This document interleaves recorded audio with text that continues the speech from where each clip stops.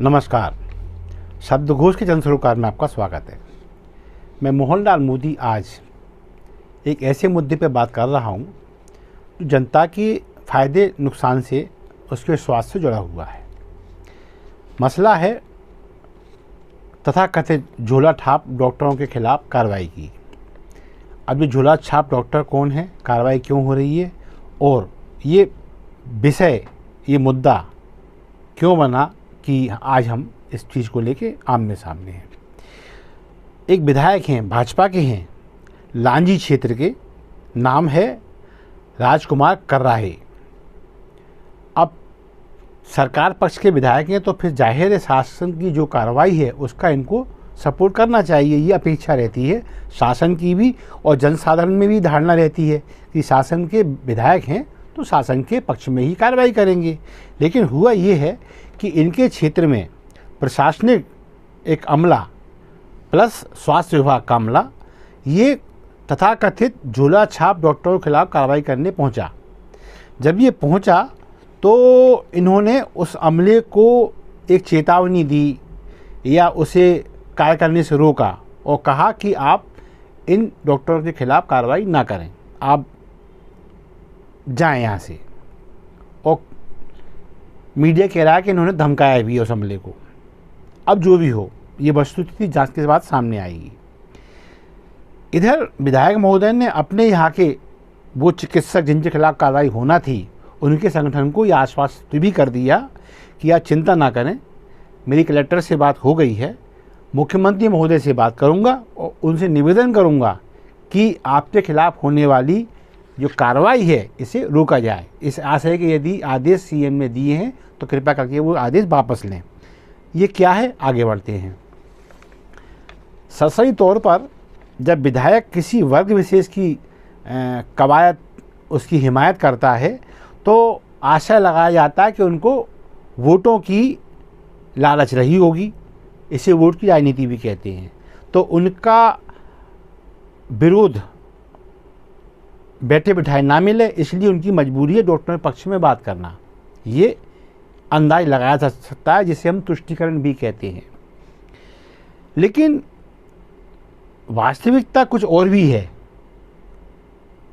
वो वास्तविकता ये है कि आज भी भारत में और मध्य प्रदेश की बात करें तो यहाँ भी बहुत सारे क्षेत्र ऐसे हैं जहाँ ये जिन्हें हम झोला छाप डॉक्टर कह रहे हैं, ये एकमात्र सहारा है हमारे गरीबों के, ग्रामीणों के।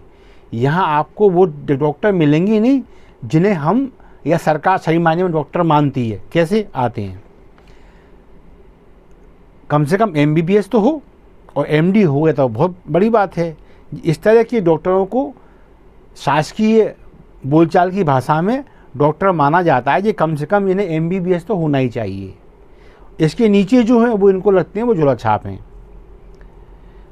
और इनके जो इनमें भी जो मान्यता प्राप्त है एमबीबीएस के नीचे जो मान्यता प्राप्त है उनकी सीमाएं बांध दी गई हैं कि आप यहाँ तक इलाज कर सकते हैं, इसके आगे आप करेंगे तो इसे अपराध माना जाएगा, फिर भले ही परिस्थिति कैसी भी हो, चाहे मरीज को तत्कालिक तौर पर अतिरिक्त सेवाओं की आवश्यकता क्यों ना हो।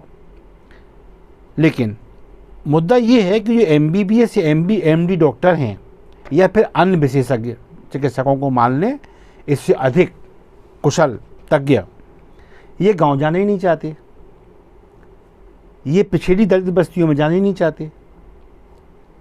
तो इनकी नियुक्तियां जो हैं वो वहीं होती हैं अधिकतम जहां इनकी रुचि रहती है, वरना ढंग से काम नहीं करते। लिहाजा ग्रामीण क्षेत्र और दलित पिछड़ी बस्तियां ये एमबीबीएस एमडीडी से लगभग तो रहित ही बनी हुई हैं, यहाँ इनकी उपलब्धता नगण्य है। अब शहरी बस्तियों की बात करें, शहरी क्षेत्र में जहाँ दलित बस्तियाँ हैं, गरीब बस्तियाँ हैं, पिछड़ी बस्तियाँ हैं, वहाँ भी इनकी रुचि नहीं है। मतलब ग्रामीण स्तर पे तो नियुक्ति हो, मतलब सरकार करना भी चाहे तो डॉक्टर जाना नहीं चाहता, और शहर में यदि दलित पिछड़ी गंदी छोटी बस्तियां हैं जहां गरीब आदमी रहता है, उस बस्ती में इनकी रुचि नहीं है। किनकी, ना तो प्राइवेट की और ना सरकारी की। दोनों ही वर्ग की रुचि इन क्षेत्रों में नहीं है, लिहाजा ये डॉक्टरों से रहित बने हुए हैं इलाके। अच्छा, अब शहर के उन क्षेत्रों में चलें जहाँ थोड़ा सा ऐसा वर्ग रहता है जिसकी कैपेसिटी अच्छी है, जो खर्च करने की थोड़ी सी अपनी हैसियत रखता है। तो वहाँ जो प्राइवेट डॉक्टर हैं उनकी फ़ीस अब वर्तमान में 500 से शुरू होती है, न्यूनतम 500। तो पहले तो 500 दो और फिर महंगी जांचें। ये एक बड़ा गंदा पैटर्न है चिकित्सीय क्षेत्र में। मैं इसकी जितनी घोर भर्त्सना निंदा कर सकता हूँ वो करूँगा कि इसमें आपको जरा सी खांसी भी हो जाए, आपको बुखार हो जाए नॉर्मली, आपको मतलब कोई और अन्य ऐसी खांसी जुकाम बुखार हाथ पैर में दर्द मामूली भी यदि आपको खांसी है और आप कहीं प्राइवेट प्रतिष्ठित डॉक्टर साहब के यहाँ पहुँच गए, सबकी तो नहीं कहता लेकिन 90% की स्थिति ये है कि आपको 500 की फ़ीस न्यूनतम लेंगे और फिर इतनी जांचें लिख देंगे कि वो फीस से ज़्यादा बैठेंगी। और इसके बाद जो ब्रांडेड दवाइयाँ लिखी जाती हैं ये उसी ब्रांड की होती हैं जिस ब्रांड के लिए मेडिकल रिप्रेजेंटेटिव द्वारा इन्हें उत्साहित किया जाता है और बदले में इन्हें भारी गिफ्ट, भारी इनको आर्थिक कहना चाहिए नजराने दिए जाते हैं, उन ब्रांड की दवाइयाँ लेते हैं। तो यदि हम एक न्यूनतम बिल मान लें इन प्रतिष्ठित चिकित्सकों का तो ये 4 अंकों का तो हो जाता है सब मिला के, 3 अंकों में कोई कलर नहीं है इनके यहाँ। यानी इनकी सेवाएं उन्हें ही मिल सकती हैं जो एक बार में न्यूनतम 1000 रुपया खर्च करने की हिम्मत रखते हों। इसके नीचे ये डॉक्टर ना इन्हें उपलब्ध हैं और ना ये कोई पहुंच जाए तो उसको कोई भाव देते हैं। अब करते हैं अस्पतालों की बात, सरकारी अस्पतालों की। तो सरकारी अस्पतालों में स्थिति ये है, दिल दहला देने वाली भीड़ है। आप देख लें तो आपको ये लगेगा कि ये इतनी भीड़ तो राशन दुकानों पे नहीं होती, इतनी धक्का मुक्की राशन दुकानों पे नहीं होती जितनी अस्पतालों में। कारण चिकित्सक कम हैं, मरीज ज़्यादा हैं। यहाँ मैं चिकित्सकों के प्रति सहानुभूति प्रदर्शित करता हूँ। वाकई में एक एक चिकित्सक 10-10 का काम कर रहा है तो मानसिक रूप से फ्रस्ट्रेट है वो। एक तो इसलिए कि वो जानता है कि मुझे काम करना चाहिए 100 लोगों का, काम कर रहा हूँ 1000 लोगों का। दूसरी बात, प्राइवेट सेक्टर में आज ज़्यादा कमाई है डॉक्टरों की, सरकारी में उतनी नहीं है। हालांकि मैं ये नहीं कहता तनख्वाहें कम दे रही गवर्नमेंट पर्याप्त दे रही है, लेकिन इसके बावजूद भी प्राइवेट सेक्टरों में जो पैकेज है वो इतने आकर्षक हैं कि शास्त्रीय डॉक्टर एक तो इसलिए परेशान है क्योंकि क्षमता से अधिक काम दिया जा रहा है, और इसलिए परेशान है कि उनके लिए अधिक आय के क्षेत्र प्राइवेट सेक्टर में ज़्यादा हैं।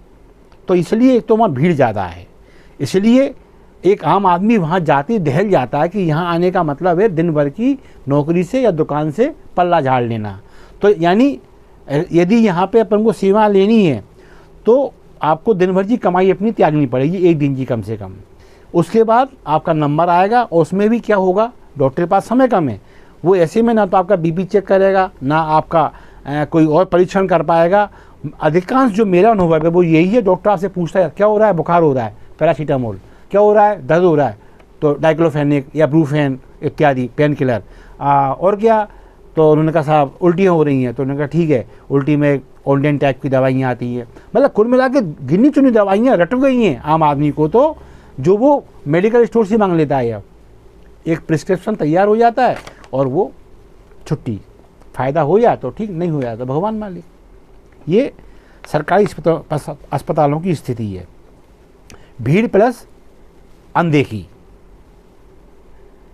अब ऐसे में गरीब आदमी कहाँ जाए। अस्पतालों का एक पहलू तो बता दिया मैंने आपको, भीड़ इंतहा है। डॉक्टर ने यदि जांचें लिख दी आपकी तो जांचों की लाइनें अलग हैं। ये लाइन इतनी लंबी है कि हो सकता है शाम के 5 बज जाए आपका नंबर ही ना आ पाए, तो कल फिर लाइन में लगो, फिर अपनी रोजी रोटी छोड़ो। तो कुल मिला के आदमी घूम फिरते कहाँ है आप, उस डॉक्टर के पास जिसे हम झोला छाप डॉक्टर कहते हैं। अब यहाँ जब आदमी पहुँचता है तो मैंने कई जगह देखा है जिन्हें हम झोला छाप कह रहे हैं, ये कहीं ना कहीं से इतना एक्सपीरियंस तो हासिल कर चुके होते हैं कि ये कई बार MBBS MD को मात दे देते हैं। मैं अपना उदाहरण देता हूँ।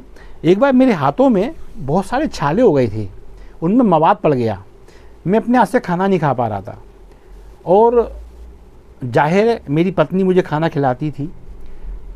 मैंने 1250 अस्पताल है, बड़ा डिस्ट्रिक्ट हॉस्पिटल है भोपाल का, वहाँ दिखाया तो वही स्थिति, जांचें बहुत सारी, और उन्हें बाकी जो भी एंटीबायोटिक अंदाज से दे दिए और बाकी जांच के बाद देंगे। तो जांचों में स्थिति इतनी लंबी के हे भगवान। तो फिर दूसरा रास्ता चुनाव मैंने, रेड क्रॉस अस्पताल भी है वहीं जेपी के बगल में ही है वो, मैं वहाँ गया, वहाँ पर्चा बनना, कुछ पैसे लगते हैं वहाँ 150 रुपये, और फिर उन्होंने भी 4-5 दिन दवाइयाँ दे दी अंदाज से देख के, और फिर जांच लिख दी उन्होंने 5-6 जाँचें। जब मैं जांच का पता लगा तो वो जाँचें 1000-1500 के ऊपर जा रही थी। मैं बड़ा परेशान, समय बचाता हूँ तो पैसे से मर रहा हूँ, और पैसे से बचता हूँ तो वहाँ इलाज ठीक मिलने की गुंजाइश नहीं है क्योंकि भीड़ ज़्यादा है, वही जाँचें ये सब। तो फिर मैंने क्या करूँ, ऐसे में मुझे डॉक्टर का नाम याद आया, गुना में है, डॉक्टर अजय वर्मा।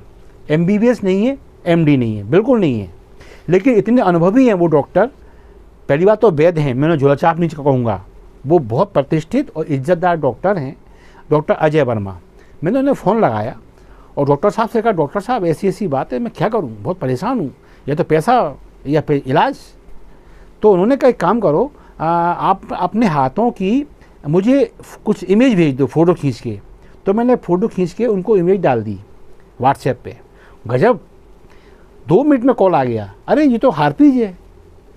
तो मैंने, डॉक्टर साहब इसमें जांचें हैं बहुत सारी, वो बड़े बड़े डॉक्टर जो MD बैठे हैं, जो त्वचा विशेषज्ञ हैं, फलाने ढिमके, वो कह रहे हैं कि जांच के बाद पता लगाएंगे, पता नहीं क्या है, और आप कह रहे हैं कि ये हार्पीज है।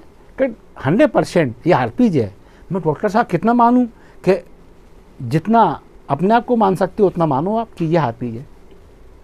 आप यकीन नहीं करेंगे, मैंने उनसे कहा तो फिर मैं क्या करूं, मैं कुछ दवाइयाँ लिख के भेज रहा हूं, तो वो आप लीजिए। ऐसा ही कोलोवेर दवाइयाँ भी थी खाने की, और एक मलहम भी आती है, ये थी, और 1-2 और एंटीबायोटिक उन्होंने कहा ये खाओ सुबह शाम आप, और 7 दिन बाद इस बार चाहेगा तो ये सब सूखने लगेगा। और आप यकीन नहीं करेंगे, सब कुछ सूख गया, हार्पीज ख़त्म। ये वो डॉक्टर हैं जो MBBS नहीं है, MD नहीं है, कोई बात नहीं है, लेकिन इतने प्रतिष्ठित, इतना ज़्यादा इनका अप्रोच में है, इनके एक्सपीरियंस, कि ये बड़े बड़े इलाज कर देते हैं। और उन्होंने फीस के नाम पे क्या लिया, जो मैंने ज़बरदस्ती दिया, थैंक यू, कोई फीस नहीं। अब सोचिए कि ऐसे बीमार लोग जिनकी कैपेसिटी नहीं है खर्च करने की, वो जब इन तथाकथित झोला छाप डॉक्टर के पास जाते हैं, मैं फिर कह रहा हूँ, झोला छाप इन्हें कहना, इनकी बेइज्जती करना है। जब इनके यहाँ जाते हैं तो ये आपकी नब्ज भी देखते हैं जितना इन्हें आता है, और ज़्यादा गड़बड़ लगी तो ये आपका BP भी चेक करेंगे फिर। और आजकल इनके पास छोटा इक्विपमेंट और आ गया है शुगर चेक करने का, तो ये एक यूँ करके और वो हाल ले लेते हैं वो ग्लूकोमीटर पे और बता देते हैं कि चिंता वाली बात नहीं है। और इतना सब कितने में हो जाता है, शायद 50 रुपये ले लें, 100 रुपये ले लें, 150 ले लें, तो उसमें आपकी जांच भी हो गई और आपकी दवाइयाँ भी हो गई, और आपसे सदव्यवहारपूर्ण माहौल भी आपको उपलब्ध हो गया, और फ़ायदा हो गया तो ईश्वर की कृपा और अच्छी हो ही जाता है। 90% लोग ठीक हो जाते हैं।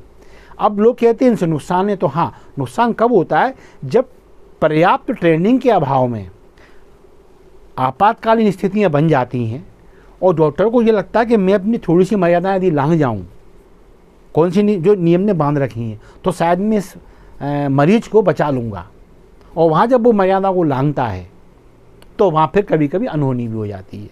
अब मैं ये नहीं कहता कि सारे डॉक्टर ही इतने पॉजिटिव होते हैं, कुछ डॉक्टर यहाँ भी लोभी हैं जो सिर्फ अपने पैसे को ध्यान में रख के और नए नए एक्सपेरिमेंट रोगियों पर करते रहते हैं, उनकी बात नहीं कर रहा। लेकिन 90% जो डॉक्टर जो हैं, जिन्हें हम छोटे डॉक्टर कह सकते हैं, वो इतने अनुकूल हैं मरीजों के कि यदि ये ना हो तो मैं सच कह रहा हूँ, ये जो 500 रुपये वाले, न्यूनतम 500 के फीस वाले डॉक्टर हैं ना, इनकी लाइनें इतनी लंबी हो जाए कि इनकी फीस 700, 800, 1000 रुपये तक हो जाए और आदमी लुटने के लिए बेबस हो जाए, उसके बाद भी उसकी गारंटी नहीं है ठीक हो जाएगा। तो मैं तो कहता हूँ ये तारनहार हैं, ये डॉक्टर छोटे हैं, ये आपके तारनहार हैं, ये छोटे गरीब मरीजों के भगवान हैं, ये सही मायने में देखा जाए तो।